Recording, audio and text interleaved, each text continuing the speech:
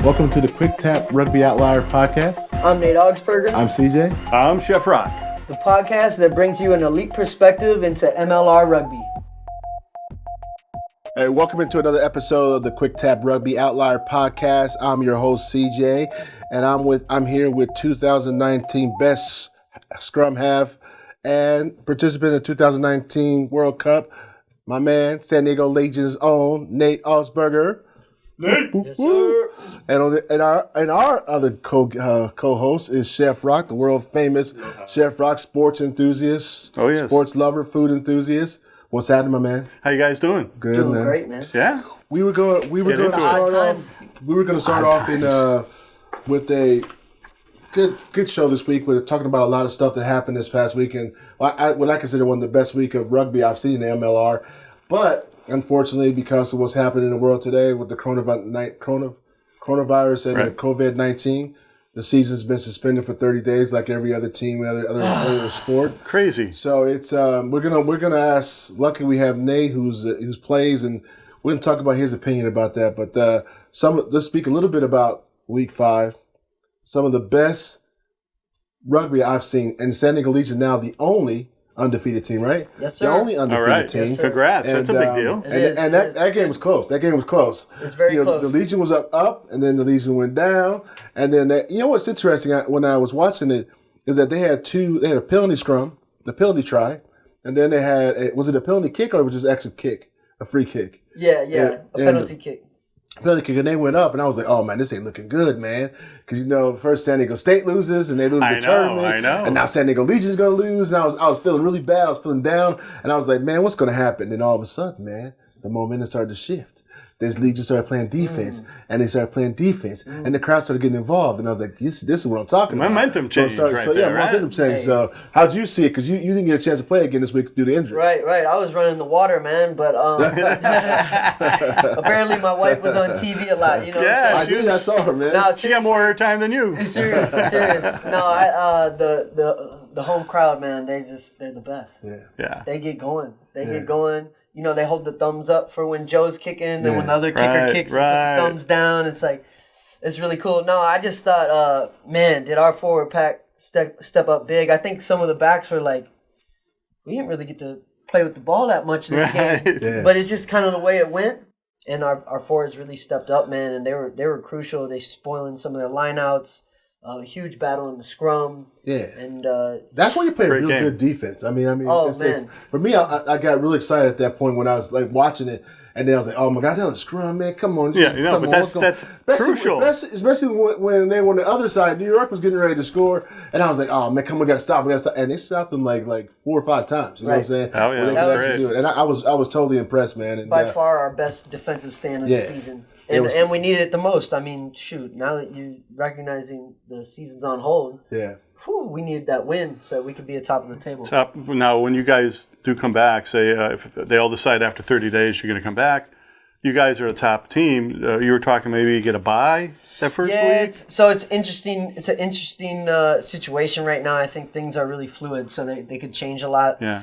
But at this point in time, what I think would happen is they won't make up the games just because it's really hard to chuck 3 or 4 games that we missed into the middle of a week when you got games on the weekend. So they probably won't do that. Player welfare, player safety, it's probably not the best look.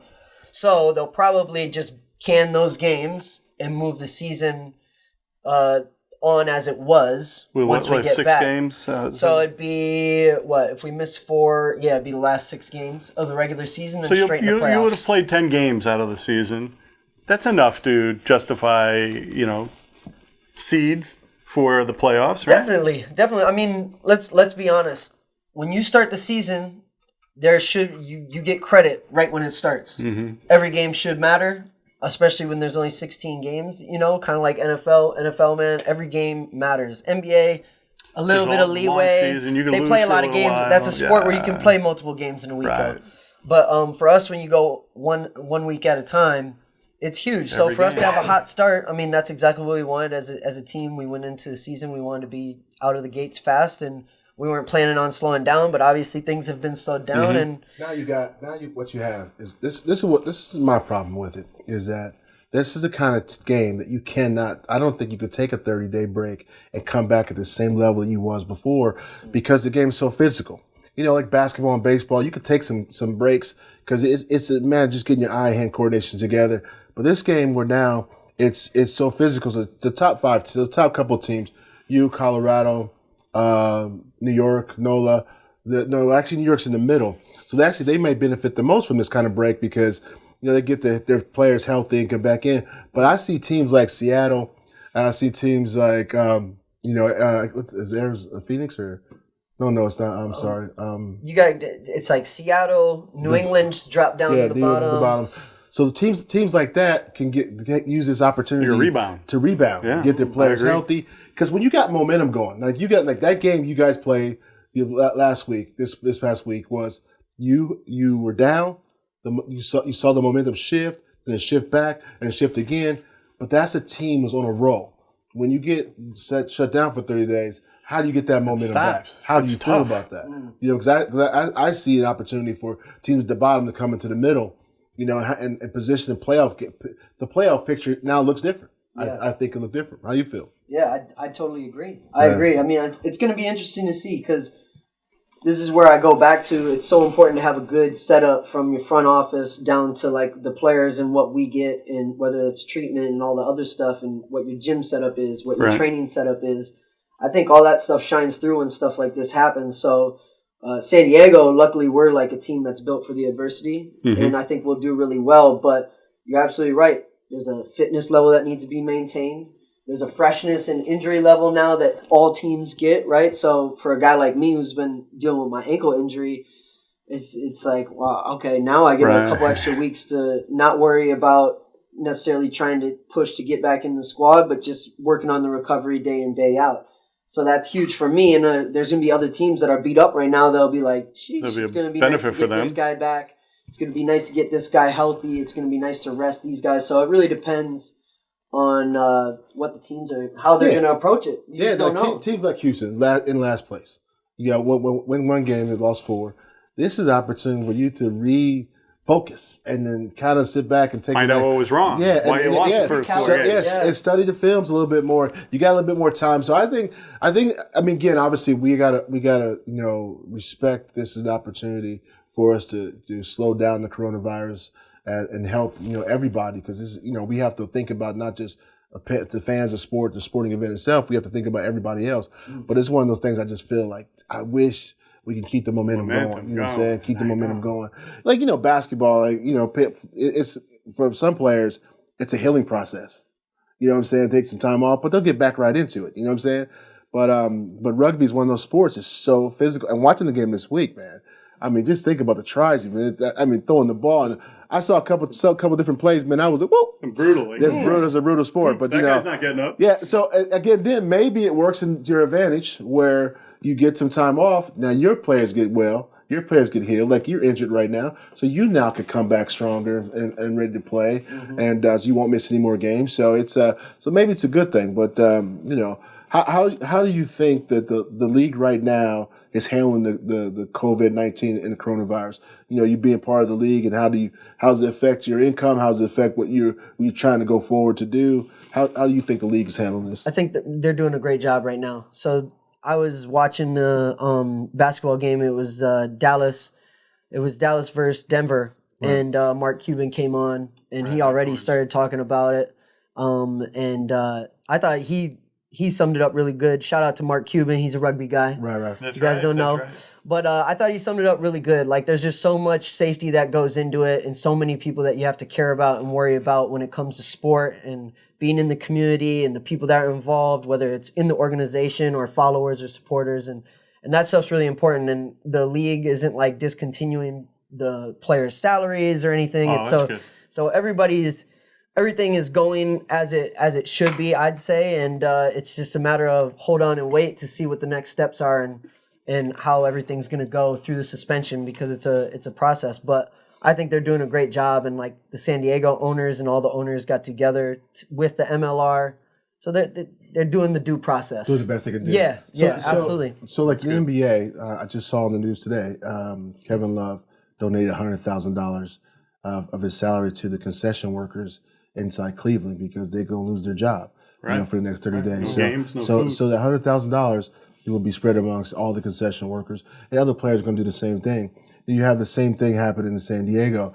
How what kind? I mean, for me, I understand the process. I understand it, but that has to affect the way you see, what way you see the league a little bit. I mean, is there any talk about helping out the concession people or the work people working at the Legions? Are they going to lay any people off, or everybody's going to stay employed? There's not going to be any layoffs, anything? Not that I foresee, and obviously I'm not in the front office on the battlegrounds for that. Right. But no, I think I mean our owners were very upfront with us on how the process is going, and it sounds like we're going to do everything we can to just stay relevant and keep things moving. No, that's good. I want to jump on the something Chris asked earlier about momentum and all that, because that, to me, is so crucial. I mean, if something major happens, like an injury or whatever, you lose so much, your step. And to come after a 30-day sit down, I was asking you earlier, do you guys think that you could practice? I know when there was a walk-off strikes in baseball, guys would get together as a small group and say, okay, there's going to be 4 of us, and we're going to just really work hard like the season's going, just so when we jump back in, it's not a smack in the head oh man, I forgot how it felt to get hit. I'm not really ready. How does that work? Yeah, it's got to be a mindset thing. So initially it's dang, I get a break, right. But the sooner you get your break, to me, the sooner you get your little break or your little moment to say all right, then you can refocus quicker. And so we'll have a process where we got to refocus as a team individually, and a lot of individual workouts. I think I already told a couple of guys I'll be doing at-home yoga probably every day. Or try and do yoga every day. Oh, I thought you said yogurt. Come on, man. He's sitting into the TV eating yogurt. No, find something to kind of keep you motivated, keep you in some form of routine, even though right now the routine's going. As an individual. For me, we've kind of spoke about last week, what it's like coming as an American playing club rugby. It's not varsity. It's not, So it's for me, going out and doing a individual workout session on my own or practicing my own skills or whatever, that is not hard. Maybe that's far behind because I've been in a system where we got S&C who provides all the workouts and stuff you need, and that'll still be happening. I'll still get fed workouts from our S&C and stuff. But as far as getting what I need to get, I think most professional athletes know what they need to get to stay at their maximum, their maximum level of performance. Yeah, but also, I mean, the interesting thing about the league is, no, I'm sorry. Let me rephrase that a little bit. The interesting comparison to this league, this is a much shorter season than most teams. So the NBA, like you said, is much 82 games, 86 games, 82 game season. So if they lose 5 or 6 games or 10 games in the middle of the season, now you guys could possibly lose 2 or 3 games in the middle of the season, right? Or 3 or 4 games. How do you think that affect the overall perception of the league? It's now shorter because right now the momentum. If you look, like you just mentioned, you were going to talk about the scores. You talk about how tight the scores were. That means the game is competitive. Right now in the middle of the season where everything is ready to go. I mean, everybody's playing really hard and playing real competitive. Now you lose that kind of momentum. Do you think that this will have some sort of effect on the league? Again, we understand what we have to do as a nation with the coronavirus, but affecting the league going forward. This is a new league, and it's a shorter league. Shorter season. There's 12 teams, right? Yep. 12 teams, so 6 games a week. So, you don't have, when the NBA, you have 32 teams, so you have, help me do the math here. So you have, at least 14 games a week. Turn into the Matrix. Right there, dude. Trying to decode. Let me decode the math. So you lost me at math. So you have more games, now that rugby's not there for people. So you're afraid of people going watching something else, doing something else. Well, the one thing is that rugby's not there, but a lot of things aren't there now. Right. So as far as finding something else, unfortunately, there's just going to be a lot of starving rugby fans out there. They are. They don't have to. They can listen to the podcast. They reran an NBA basketball game last night. I saw that. I heard they were going to rerun sports. Yeah, I was like, come on. I already know. But I still watched them. You know what I'm saying? You still watch. But you the ending. You know what I'm saying? Maybe they can do that. Just rerun Week 5 games because all of them were pretty good. Right. Just rerun those. Elaborate on that because now you're a fan of the game because you're not playing due to injury. So you get to watch games a little bit more. So elaborate on how the season feels for you right now. Yeah, for me, it feels like it was just starting to get good. Yeah. Just starting to get juicy because teams, like I said, I would have said it last week, and I've been saying it all through the preseason, is teams are going to find their strides week 6, week 7, and when we're at week 5, and teams are starting to find some strides. So, all the games were really good. I watched the Utah-Seattle game, which went 8 minutes over the final whistle, like 88th minute, and then Utah scored in the end. And I was just watching that game, and I was just like, man, Seattle's playing great defense, and Utah is playing great attack. It was like, which team is going to make that great play to win the game? And it ended up being Utah with just attrition and just holding the ball, and I just kept waiting for them to knock it on or turn it over, and they kept getting opportunities. So that was a great game. And then you got the Battle of Texas, the Texas Cup, where it just was like so much ill-disciplined play. I was just like, all right, who's going to make the next mistake to like screw up? Not who's going to make the next great play, who's going to mess up next that's going to end the game. But man, that was a good game too, and both those teams got some pop and something about them. So the momentum of the league, people are going to be a little starved without having it. But I'm going to look at glass half full approach here. Is when it does kick back on, when they kick the heater back on, it's going to be good. It's going to be good because teams are going to be really, really on edge, really fired up to get back out there. And there'll be even more on the season on the line because potentially nobody would have gained or lost any points. So it's going to go as stands, except now you only have this many games to redeem yourself. So a team like, teams on the bottom of the table, they're going to have a chance. They still have a chance because they're in the West, but like they got to go. They got to go. So it's going to be real sweet when it gets back on. Awesome. Let me ask you this: with all the guys on the team, have they said what they're going to do? Like, I mean, obviously you're not working out 24 hours, 7 days a week. You got a whole month. I got an idea for you guys. Yeah, tell me. Get lighting in your house.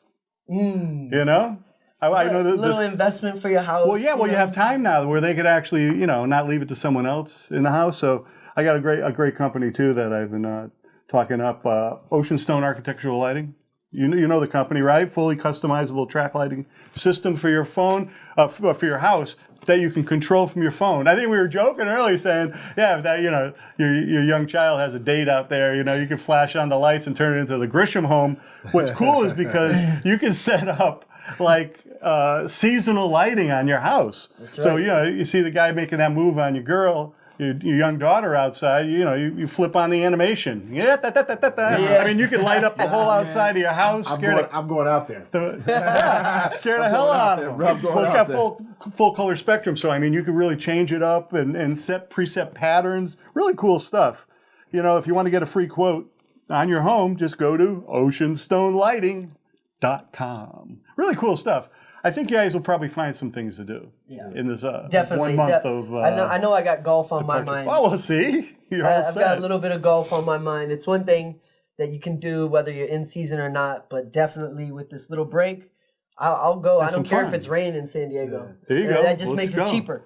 You got a threesome right here. Whoa. Rephrase that. In golfing terms. Okay, all right.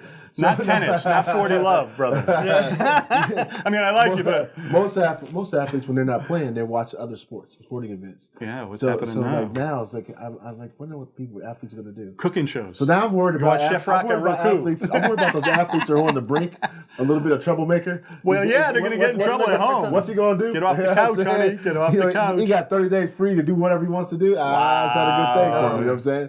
So I'm looking forward. I think about that all the time. I'm like, dang, when I'm in a routine, I'm really good at being frugal with my money, and then when you get bored and you're at the house and you got nothing to do. Yeah, they go to Amazon and type in. And triple topping pepperoni pizza. 1 in the afternoon. Window shopping can turn into a full spree real Especially quick. when they get delivered to your house that same day. Yeah. That's brutal. The interesting thing is, man, the coronavirus, I just want to share some stories on this today, is that, I've watched some stories in Italy, and in China, and, the United States has not reached that level yet. Italy is really, really bad right now. And we have to, our prayers and thoughts go out to the people who lost their lives.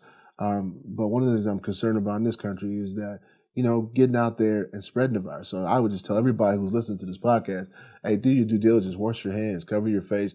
When you cough in your hand. I just coughed right now a second ago, coughed in my hand, so I won't touch these guys. But, the thing is you have to really, be, respectful, caring of your neighbors and put the best foot forward to respect people, because this is no joke, man. It's not, but it's people spreading. are in panic mode. I was telling you guys earlier. I just the world's not coming to an end. 9 a.m. I've never seen that many people in the grocery store. No. They were like buying food off the shelf, like this was the end of the world. Yeah. That the grocery stores were going to shut down, and why don't we even go into the toilet paper and the paper goods and all the flu stuff?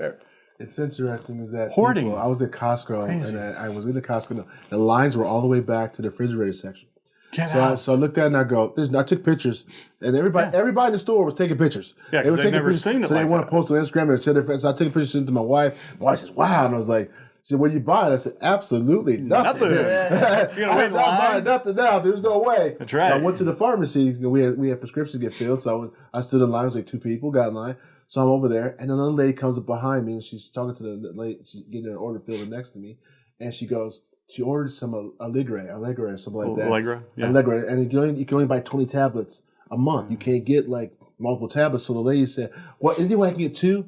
And the lady behind the counter said, "No, you can't." She said, "What I'm gonna do if I get put in my house in quarantine for 2 weeks, 3 weeks?" I'm like, "Lady, 2 weeks is 14 days. It says 20 pills. Read the box, homie. Do the math." But she was so people are so like losing their mind. stressed out. She didn't realize that, and people buying all this water. And I'm like, man, I'm pretty sure that the coronavirus is not going to dry up the water taps. There's still going to be water running through your taps at home. You know what I'm saying? I drink out of the tap anyway. I'm an old hose guy. East Coast style, the hose in the I yard. like no iron in my water. Listen, I like if that I didn't rubber have no water, if I had no taste. bottled water, I ain't gonna die. You're not gonna first die. because I'm not gonna Go buy a Brita. Go buy a Brita. Exactly. I'm right? gonna drink the water off my tap. Put the water in there in the filter. So again, I agree, Chris. I understand the league. I understand sports leagues. I understand the governors and the president for making. We'll skip that. But where were you going there? I understand our government making decisions to help to minimize control the coronavirus. So again, I hope sports leagues come back soon because I'm excited by it. So, but anyway, been back to rugby. This is one of those things where the show's about rugby. We took that second to talk about something else. But so now, what do you look forward to the most this season? I mean, right now the league is on hiatus. You got some time to think about it. You just been on hiatus for 1 day, so you haven't much time to think about. What are you looking forward to the most this time off? To you prepare yourself, get well, get healthy, watch some film. What's your path? What are you going to be doing? For me, I'm still searching for. So over this time, I want to find something, whether it's a daily challenge or I want to find something that challenges me every day that I have to commit to, because I just feel like whenever I do something like that, it kind of puts me into another level. So, whether it's a change in diet, probably won't be that, but like something along those lines. It might be even that you can work on. Yeah. And that you don't do every day. Exactly. Well, or maybe I haven't been doing because I do have, the type of schedule that I've had, or we have games on the weekend. Right. So maybe taking a step back, and it's like, going into this season, in my preseason, I was really focused on committing to, mental skill exercises. Okay. So, really being hard on making a time and place for a meditation session, or practicing, mental skill things that just allow you to self-reflect and be in the right place to compete and perform and do well. So, maybe taking a step back and finding something new in that avenue. From the psychology of yourself, never mind just the game. Absolutely, especially because I know this last 2 weeks have been kind of, my ankle was hurt. All good news, no breaks, nothing crazy, but I've still, I've still been struggling to get back to where I wanted to be. Right. So it's been a little bit of a roller coaster. I've had days where I've been like a bit more down or a bit like out. Like you disappointed. Probably go, I wish I can go out and just go do a sprint. Yeah. I don't want to because it could hurt my ankle Exactly. So those are like the things that we go through as athletes. And man, like when you get a hiatus like this, for me, it's like, how can I self-improve that's going to make me come back better, a notch up? And so I'll be committed to that. I haven't decided what it's going to be yet, but maybe even get a couple buddies to do it with me, hold me accountable. So all the people playing sevens or club rugby, this is the kind of message you're sending out. Say, look, you know what? You got to take this opportunity to not lay on the couch every day. Yeah. Right. Yeah. Well, it's interesting for me. I it's going to help me out in my diet because when I watch sports, all I do is eat fast food, pizza, potato chips, and sodas and stuff like that. So now it's actually going to help me. That's you know good. What I'm saying? You know what the problem is though, is that when you watch the commercials during games, it's great all looking food. It's all Taco Bell, and, all you can eat chicken wings. I swear, I go for that right now. I watch basketball, TNT, whatever, and I'm just You're starving at the end of the game. Like Popeyes. Yeah, that sounds good tonight. It's like a constant battle. Jersey Mike, go for a big Jersey Mike. And then I just think, what would Chef Roc do? Yeah. And I make my own food. Exactly. Make my own food. Well, maybe we do like an online cooking lesson, and I teach you guys, we're all together. Rugby cooking. Yeah. Rugby cooking 101. I was watching it. I eat Hormel chili all the time. I make chili dogs. And I Hormel chili. And I saw a commercial. And I was like, wait a minute, my chili never looks that good. Yeah. So let me go out and see if I can get some more. And I was like, how I can make it look. So that commercial enticed me to go buy some more chili. That's what you know what I'm saying? I was like, it was hugely successful. Now, I hate dumb commercials. I will mute. There's a commercial one right now. It's like a zoo or something. Oh, and everyone starts kazooing. Every time it comes on, I hit the mute button. Because I do not want to hear that commercial.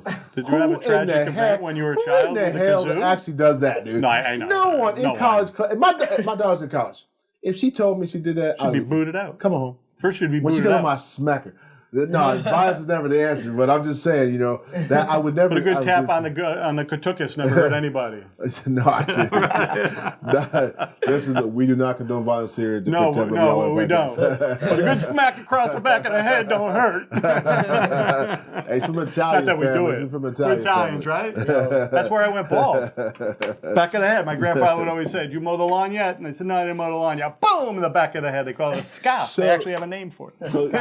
Scalp. So my mother is 70 years old, and she is working every day. She works at the DMV, and she comes in contact with people all the time. I mean, some of the most disgusting stories she'll tell you about people, but that people pull their money out of their brassiere and pull their money out of their bra and be all sweaty and stuff.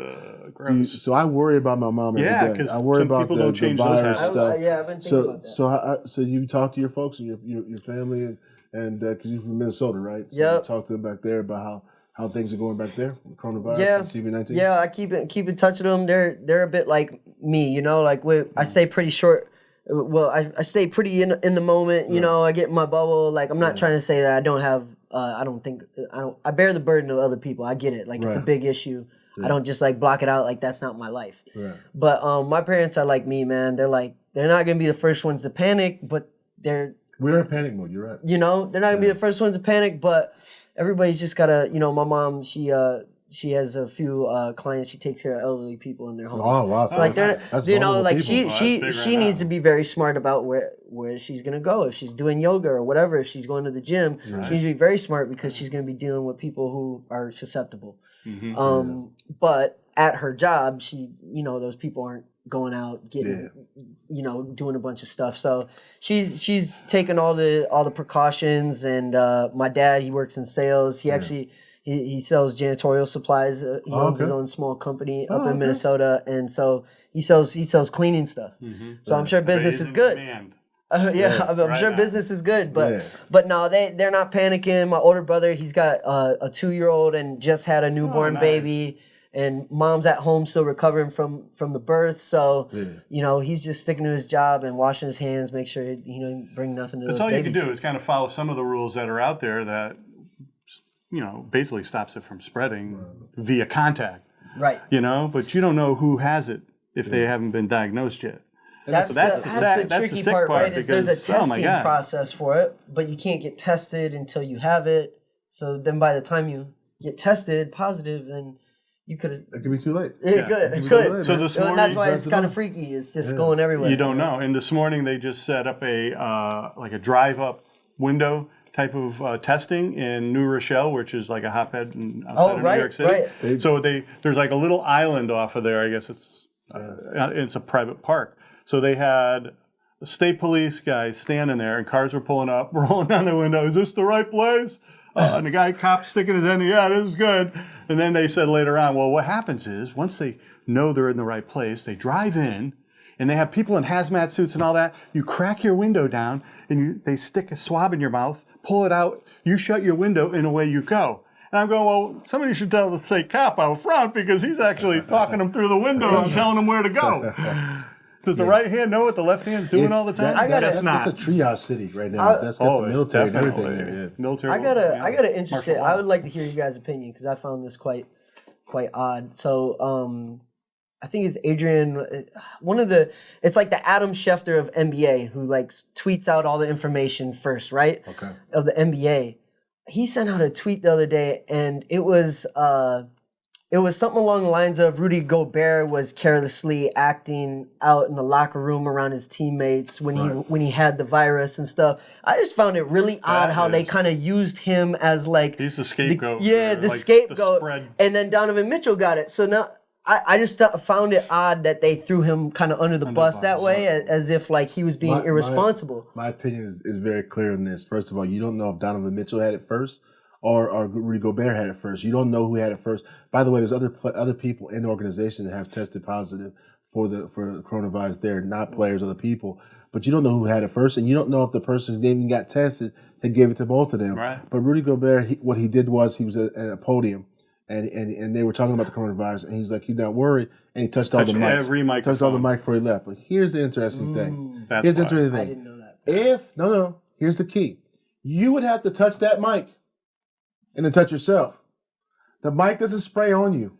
So if he touched the mic and it was spit on there, he got it on himself, but he didn't plant the germs there because you would have to go up and touch that mic yourself or with your mouth. Now, if you're sitting there talking into a microphone, his virus not going to jump off on you because you can't. It ain't transmitted that way. Right. The interesting part is that you're right.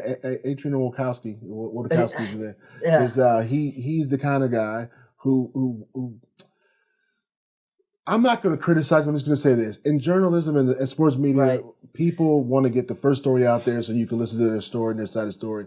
He was going on to some people inside the locker room was saying that Rudy Gobert was acting irresponsibly. How do you know what happened in the locker room? And if you didn't know he had it then. You know what I'm saying? Exactly. And here's the thing. Who's to say who got it first? He was just trying to tell the world, don't be so paranoid. Yeah. And that's what he was trying to do. And it backfired on him. And unfortunately, hopefully he'll be healthy and he'll come through this healthy, and Donovan Mitchell will come through this healthy.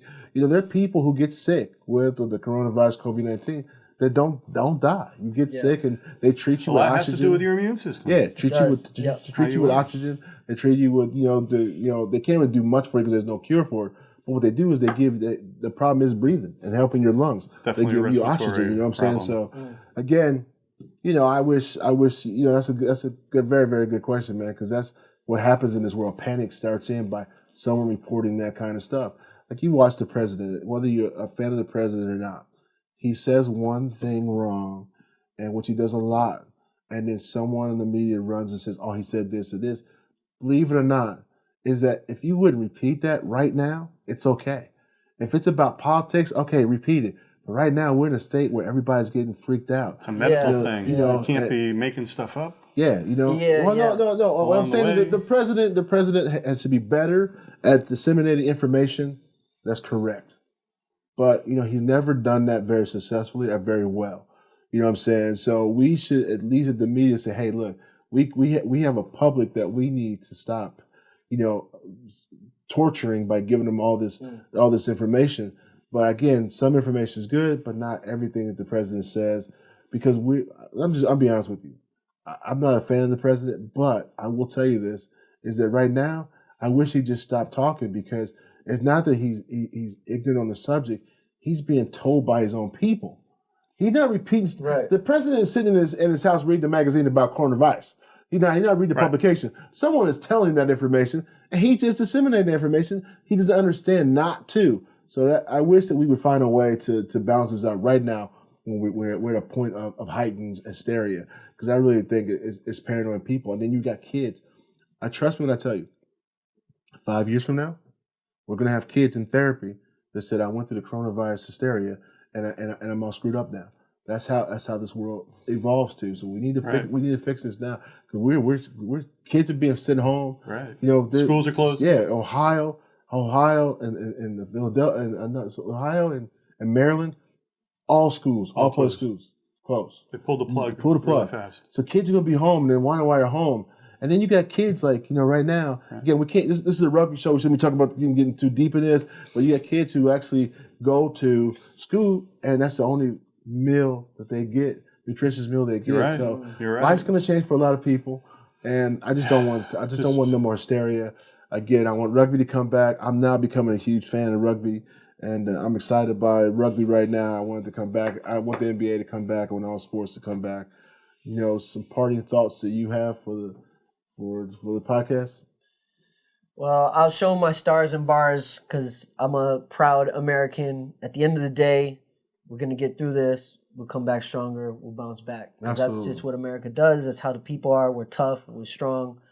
Mm-hmm. And, even though it may seem there's a lot of division, we'll come together. We'll be all right. And then on the rugby front, hold your seats. Hold on to your seats. Rewatch some games. Hopefully they get some reruns going. Yeah. And, hey, listen to us. We're going to be recording. That's right. We're still going to be here. We're trying to bring on some big-name stars on this show now, dude. They ain't playing right now. Get them in here. Yeah, some NBA players, some NFL players, let's get them in and talk rugby. Let's get them in. There's a lot of them out there. Absolutely, man. You ain't doing nothing right now for the next 30 days. Come on the podcast. Pick that podcast. Slide in the DMs. That's right. That's right. Party work for you there, Chef Roc? Yeah, I think everyone who's listening out there that have fears, we'll get through it. We get through everything here in the world, not just America. Yeah. Don't be panicking, buying, because what you're doing is you're eliminating necessary items like cough medicine. All these things are gone off the shelf. A lot of them aren't going to be replaced. So, think about the guy who lives next door, or the kid, who only has that one lunch a day, and you're just causing more panic when people are pushing. I saw a fist fight at like a Target on the news, fighting over that last roll of toilet paper. Okay, so just everyone calm down a little bit. We know that it's a dangerous situation, and we'll get through this as a country and as human beings. Right. And keep listening to the podcast, because we're going to still be here. Nothing stops for us. Just don't breathe on me. No, I can't. No. Hey, this is how much we take of it. Don't play the Rugby. Hey, high five. No Rugby Bear thing up here. And my elbows are killing me from doing high elbows. In his hands. Don't give him any high fives. High elbows. Yeah. Hey, thank you for listening to another episode of the Rugby Podcast. See you next week.